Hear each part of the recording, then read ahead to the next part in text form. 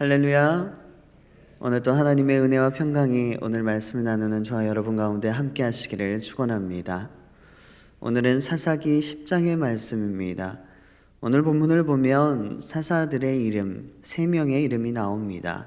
돌라, 야일, 입다. 이 3명의 삶을 살펴보면서 우리가 한 사람 한 사람 그들의 삶을 통해서 은혜를 받고자 합니다. 첫 번째 사람은 돌라입니다. 돌라는 성경에 단 2줄로 요약돼서 등장합니다. 그런데 그 짧은 2줄에 많은 내용을 담고 있습니다. 1절을 보면 아비멜렉의 뒤를 이어서라고 나옵니다. 돌라는 아비멜렉 후에 일어나 이스라엘을 구원했다라고 적혀 있습니다. 본문에는 다른 대적자가 등장하지 않습니다. 보통 어떤 사사가 있으면 적군의 침입으로 인해서 신음소리를 그리고 그 이스라엘의 부르짖음을 듣고 하나님께서 사사를 세워주시는데 돌라는 적군의 침입으로 인한 것이 아니었습니다. 돌라가 이스라엘을 구원하였다라고 나오는데 누구로부터 구원하였는지는 나오고 있지 않습니다. 그러면 어떻게 이스라엘을 구원했을까요? 그것은 돌라는 이스라엘의 내부의 상처를 치유해서 이스라엘을 구원한 자였습니다. 1절에서 2절에 보면 돌라의 이름 말고 다른 이름 하나가 나옵니다. 누구지요? 아비멜렉입니다. 그런데 아비멜렉은 이미 죽었습니다. 그가 어떻게 이스라엘을 아프게 할 수 있을까요? 그것은 여러분 과거의 망령이라고 하지요. 과거에 있던 어떤 일로 인해서 크게 상처를 받으면 그 상처에서 쉽사리 회복하지 못합니다. 아비멜렉이 끊임없는 야망으로 백성들을 교란시키고 재앙을 초래해서 이스라엘 전체를 타락시켰습니다. 그 타락 그 자체가 우리 피조물들을 신음하게 하는 것입니다.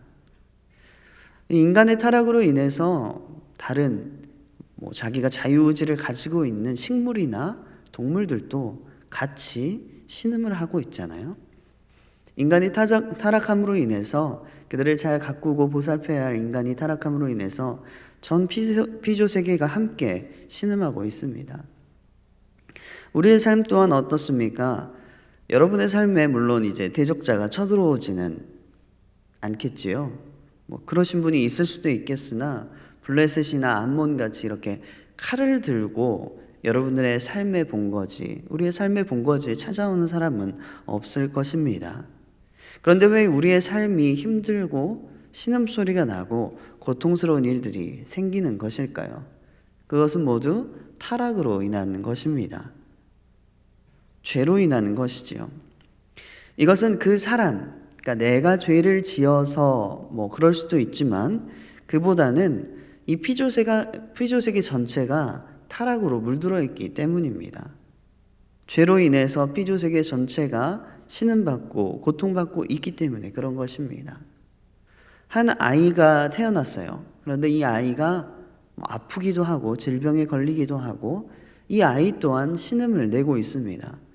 여러분, 그러면 이 아이는 태어나기만 했는데 무슨 죄가 있겠어요? 그런데 이 피조세계가 이미 타락해 있기 때문에 아이 또한 그 고통을 피해갈 수가 없는 것입니다. 아비멜렉으로 인한 타락 그리고 그 이후에 하나님께서는 한 어진 사람을 세우셨습니다. 이 돌라라는 어진 사람을 들어 쓰셔서 우상 숭배를 파괴하게 하고 폭동을 진압시키고 또한 아비멜렉의 횡포로 인해서 받은 상처들을 낫게 함으로써 그 백성들의 잘못을 치유하고 스스로 돌아보고 고치게 하셨습니다. 이렇게 돌라는 그의 백성들을 돌아보면서 회복시키면서 그들의 백성을 구원했습니다. 여러분, 어떻게 그가 선하고 어진 사람인 것을 알 수 있을까요? 본문을 보면 돌라에 대해서 많이 나와 있지는 않거든요. 그런데 그는 이사갈 지파의 자손이었습니다. 이사갈 지파는 창세기 49장을 참조하면 어깨를 내려 짐을 매는 자들이다 라고 표현합니다. 섬기는 일을 즐겨하고 어깨로 짐을 지는 그 일을 맡은 자들이었습니다. 그런데 여러분, 이런 지파에서 통치자가 나왔습니다. 자신을 낮추고 다른 사람들의 짐을 져주시고 그리고 다른 사람을 위해 섬기는 자리에 있는 사람이 리더가 되었습니다. 이게 성경적으로 굉장히 훌륭한 리더상이지요. 창세기 46장, 민수기 26장을 참조하면 이사갈의 첫 아들의 이름이 돌라입니다. 오늘 본문에 나오는 사사의 이름과 같죠. 근데 이사갈이 이 돌라라는 이름을 지어줬는데 돌라라는 이름의 뜻이 뭐냐면 벌레예요. 벌레. 그러니까 첫 아들의 이름으로는 사실 그렇게 적절하지 않은 것 같죠. 근데 그 돌라라는 이름을 지어줬습니다. 그런데 오늘 사사도 마찬가지로 이 돌라라는 벌레라는 이름을 이어받았습니다. 그것은 선조의 이름이었기 때문에 그것을 조금도 부끄럽게 여기지 않았습니다. 그의 출신은 나귀라는 별명을 가진 이사갈 지파의 출신이었지만 그리고 그가 벌레라는 이름을 가지고 있었지만 그는 그것으로 그냥 자기에게 맡겨진 그 사역의 직분을 잘 감당했습니다. 특히나 그가 직권을 맡게 됐을 때는 에브라임 산지로 와서 거하였으며 나라의 중심부에서 이스라엘을 다스렸습니다. 그리고 무려 23년 동안이나 이스라엘을 다스렸습니다. 그런데 별로 특기할 만한 업적이 나와 있지 않습니다. 그건 다시 말하면 이 사람이 통치하는 기간 동안에 나쁜 일이 일어나지 않았던 것입니다. 정말 잘 통치를 한 것입니다. 그래서 특기할 만한 상황을 기록해 놓지 않고 있습니다. 이 나귀 벌레라는 별명을 가진 사람이 리더가 되어서 정말 평온하게 23년간 이스라엘을 다스린 것만 봐도 그는 참 자아가 건강하고 참 훌륭한 사람이었던 것 같습니다. 왜 그러냐면 여러분 이 사람이 지금 어디 지파에서 어디로 와서 사역을 하지요? 이사갈 지파. 그러니까 나귀라는 별명을 가지고 다른 사람의 들것을 매는 지파들 중에서는 조금 이렇게 구별이 된다면 조금 험한 일을 하는 지파였습니다. 그러니까 다른 지파에서 볼 때 저 사람은 일꾼이야 라고 생각하던 지파였습니다. 근데 그런 지파가 어디 지파로 갔다고요? 에브라임 지파입니다. 여러분 성경을 보면서 보시겠지만 에브라임 지파는 이름이 계속해서 나오는데 어떨 때 나오냐면 정말 좀 거만하다, 콧대가 높다 이런 사람들로 나옵니다. 생각해 보세요. 여호수아에게 땅을 많이 받았는데도 땅을 요구한 지파 어디입니까?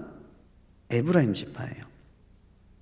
사사기 8장에서는 미디안 왕들을 물리치고 온 기드온에게 기드온을 칭찬하기는커녕 자기들을 부르지 않았다고 시비를 겁니다.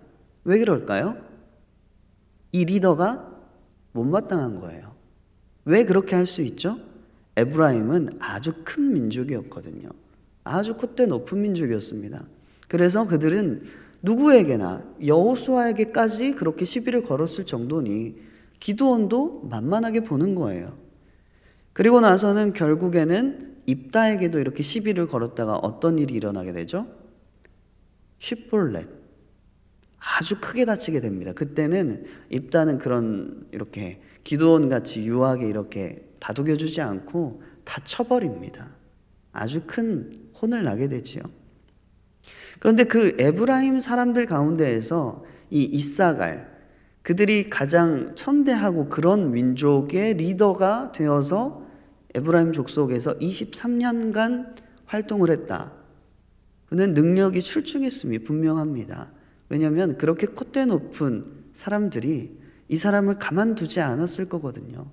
그런데도 유하게 그들을 잘 다스리면서 23년간 그들을 리드했던 것이지요. 오늘 이 돌라와 같은 축복이 저와 여러분 가운데 함께 하시기를 축복합니다.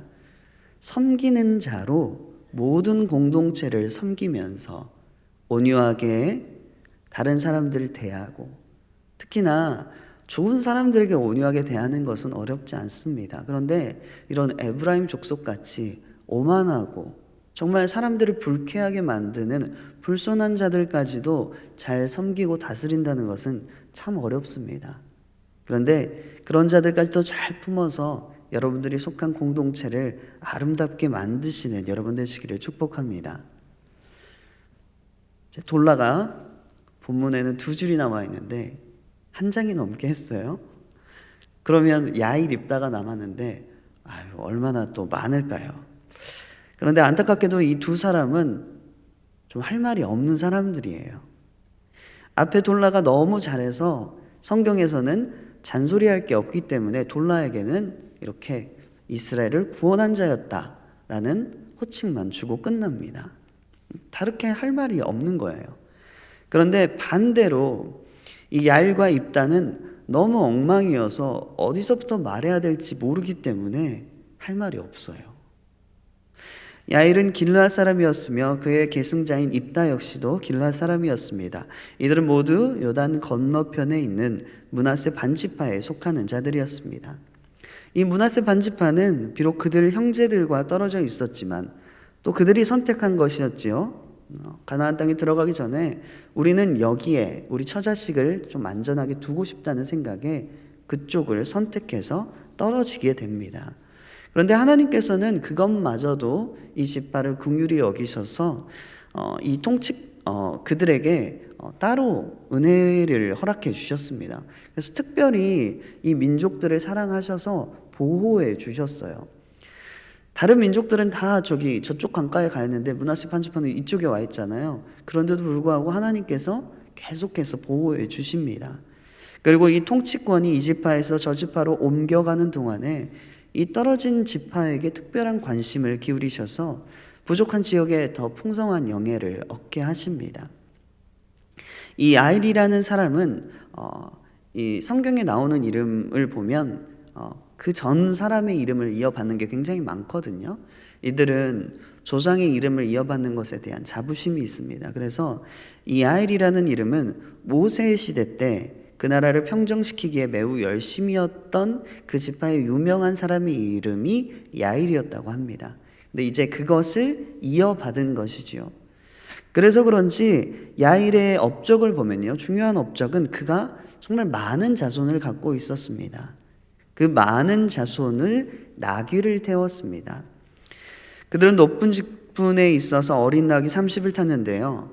이 어린 나귀 30을 탄 자들로 인해서 어떤 식으로 이렇게 이스라엘을 다스리냐면 나귀를 타서 순회를 시키는 것입니다.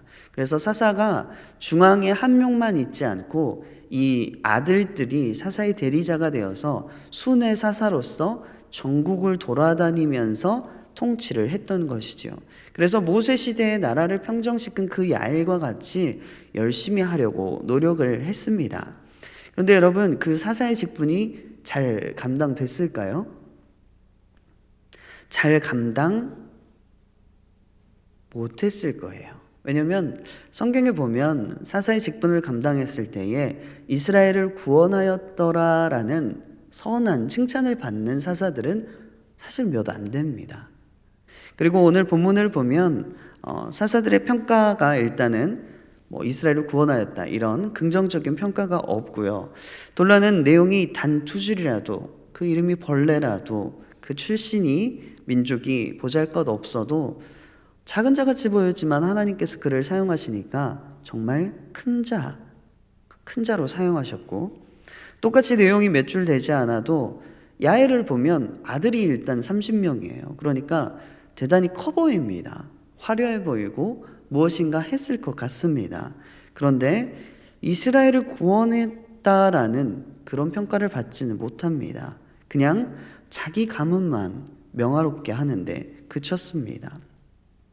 두 번째로는 이 다음의 사사가 야일의 순회 사사 그 30명의 아들 중에 나온 것이 아니라 일할 사람이 없어서 길르앗의 장로들이 잡류와 함께하고 있는 입다를 찾아가게 됩니다. 그러니까 만약 사사의 직분을 잘 감당했다면 그 아들들 30명 중에서 다음 사사가 나와야 되는 게 맞겠지요. 그런데 일할 사람이 없어서 입다라는 기생의 아들을 찾아가게 됩니다. 입다는 야엘보다 상황이 더 심각합니다. 하나님께서는 일부러 입다가 등장하는 본문에 구원이라는 단어를 계속해서 노출시키십니다. 11절에 보면 구원, 12절에도 구원, 13절에도 구원, 14절에도 구원이라는 단어가 계속됩니다. 구원이 어디로부터 오는지를 명확하게 하려고 일부러 말씀하십니다. 그리고 결론을 지어주지요. 내가 너희를 구원하였다라고 말을 합니다. 그런데 나중에 길르앗 장로들이 어떻게 하냐면요, 하나님을 계속해서 찾는 것이 아니라 누구를 찾아가지요? 입다를 찾아갑니다. 잡료와 함께 있던 입다. 왜냐하면 그때 당시에 입다가 가지고 있는 위치가 그 잡류들을 통해서 사람들을 이끌 수 있는 위치, 힘을 쓸 수 있는 위치라고 판단했기 때문입니다. 그리고 입다가 하는 말들을 보면요, 사사로서는 조금 품위가 떨어지는 단어들을 굉장히 많이 사용해요. 입이 굉장히 거칩니다. 본인이 그렇게 자랐으니까 그랬을 수도 있지만 하나님께서 이런 자를 사용하신다고? 라고 할 정도로 입이 거칠고 말을 막 하는 사람입니다. 그런데 길르앗의 장로들도 알았겠지요. 그런데도 그들을 쫓아내기도 합니다. 입다를 쫓아내기도 했는데 다시 찾아가서 그렇게 요구할 정도니 일할 사람이 얼마나 없었겠습니까? 그리고 그들의 눈이 어두워져서 구원은 하나님으로부터 온다는 사실을 망각하고 힘 있는 자, 지금 우리를 위해 일할 수 있는 자를 찾아가는 것입니다. 입다 본문에는 구원이라는 단어가 다른 데에선 딱 안 나오고요. 하나님께서 구원을 4번 말하셨는데 나중에 입다 입에서 구원이라는 단어가 나올 때 어떤 일이 벌어지냐면 쉿볼렛 사건이 바로 벌어져요. 그러니까 인간의 구원과 하나님의 구원을 이야기하시는 겁니다. 하나님께서는 구원해서 생명을 살리시지만 인간을 의지했을 때 그가 생각하는 구원은, 쉿볼렛 사건은 동족 살인입니다. 잔혹하게 살해합니다.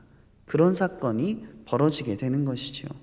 그래서 우리가 누구를 의지해야 될지 하나님께서는 이 사사들의 삶을 통해서 보여주십니다. 우리의 왕은 누구인가? 이것이 사사기의 핵심입니다. 우리의 왕은 누구십니까? 하나님이십니다. 그런데 다른 사람을 어떤 힘 있는 자, 내가 보기에 큰 자를 의지할 때 하나님께서는 분명 말하십니다. 그것이 구원이 아니라고 말하십니다. 오늘 본문을 통해서 하나님께서 말씀하시는 것은 정말 작은 자 같으나 하나님께서 사용하시면 큰 자라는 것입니다. 돌라는 단 2줄만 나와 있지만 그는 이스라엘을 구원했던 자입니다. 그런데 많은 분량을 가지고 있는 다른 사사들은 어떻습니까? 그들은 이스라엘 구원했다라는 그런 선한 칭찬을 받지 못합니다. 여러분, 우리의 삶이 남들이 보기에 초라해 보일 수가 있습니다. 우리가 많은 간증을 듣지요. 그러면 그 간증의 주인공들은 여러 가지 고난도 있고 그런 역경도 있었는데 그저 평온하게 신앙생활을 하고 있는 나를 바라보고는 난 무엇을 하고 있나라고 생각될 때도 있을 것입니다. 그런데 그 순탄한 삶이 뭐라고요? 은혜라고요. 여러분 좋아하시는 찬양 있잖아요. 당연한 것 아니라 뭐라고요? 은혜였어. 하나님께서 여러분들의 삶을 평탄하게 하시는 줄 믿습니다. 여러분들의 삶에 어떤 내가 자랑할 만한 고난이 없어도 그것 자체가 은혜입니다. 왜요? 돌라같이 하나님이 따로 손대실 게 없으니까 그가 23년 동안 이스라엘을 평안히 이끌었던 것처럼 하나님의 선물, 우리가 오늘 찬양했지 않습니까? 평화로다. 하나님께서 우리에게 주신 선물. 바라기는 여러분께서 받으신 그 평화와 은혜를 그냥 소진하지는 마시기 바랍니다. 여러분들이 잘 살고 잘 먹고 하라고 하나님께서 그 평화를 주신 게 아닙니다. 떡 2덩이를 주셨어요. 한 덩이 내가 먹고 한 덩이 뭐 해야 되죠? 다른 사람 줘야지요. 여러분들이 은혜가 넘치도록 받았습니다. 그러면 어떻게 해야 되지요? 조금은 내가 먹고 다른 사람에게 은혜를 나눠줘야 됩니다. 그것이 하나님께서 주신 은혜에 감사를 표하는 길입니다. 그리고 그 길이 오늘 또 열려 있습니다, 여러분. 제가 무슨 말을 하려는지 아시죠? 제가 하도 말을 많이 해가지고 잔소리같이 들리는데, 구세군 자선냄비 마지막 8자리 남았습니다, 여러분. 마감이 임박했습니다. 오늘 내로 다 나가기를 축복합니다. 억지로 하지는 마시고, 여러분, 내가 받은 은혜가 넘쳐서 하나님께 이 은혜를 감사하고 싶다, 그 구원의 표시로 여러분들이 봉사를 하시는 거거든요. 이번 주 수요일에도 마찬가지고요. 일이 막 힘든 일이 아닙니다. 저도 재밌게 할 수 있을 것 같아요. 그런데 그 마음이잖아요. 내가 희망상자를 만들어서 다른 사람을 이렇게 도와줘야지, 이런 마음들. 하나님께서 내게 주신 은혜, 여러분들 작지만 퍼뜨리고 사시길 축복합니다. 그리고 진실하고 성실하게 여러분 봉사 함께 감당해 주시고 함께 사역해 주시면 하나님께서 주신 은혜에 대한 감사를 표하는 것입니다. 그리고 그 마음이 참 소중합니다. 오늘 또 이렇게 진실하고 성실한 삶으로 여러분 하나님께 잔소리 듣지 않고 하나님께 칭찬받는 삶 되시기를 축복합니다. 함께 기도하시겠습니다. 사랑이 풍성하신 하나님, 감사와 찬양을 올려드립니다. 오늘 우리에게 하나님의 말씀을 허락하시니 참 감사를 드립니다. 오늘 사사들의 삶을 통해서 우리에게 들려지는 음성이 있습니다. 정말 작은 자 같지만 하나님께서 함께 하시는 큰 자가 있고, 정말 크게 보이는 자가 있지만 하나님께서 함께 하지 않는 작은 자가 있다는 사실입니다. 오늘 우리의 삶이 작아 보이고 보잘것없이 보여도 하나님께서 함께 하시니 얼마나 귀한 삶인지 모릅니다. 우리의 삶을 통해서 주님 영광 받으시도록 오늘 또 하나님의 은혜를 거기에 감사하여서 널리 그 은혜를 퍼뜨리는 삶 될 수 있도록 우리의 삶을 사용하여 주시옵소서. 귀한 힘을 노리는 손길이 있습니다. 받으시고 하나님 흠양하여 주시옵소서.